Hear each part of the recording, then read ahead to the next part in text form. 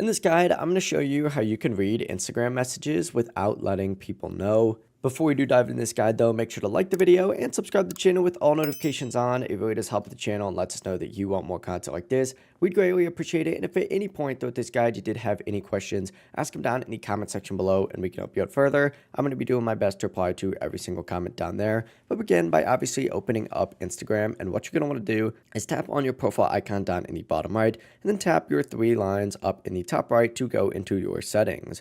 From here, scroll down, and what you're going to want to look for is the messages and reply section right here in the how others can interact with you section. Essentially, go ahead and select this and then find the show read receipts option on here and open up the settings.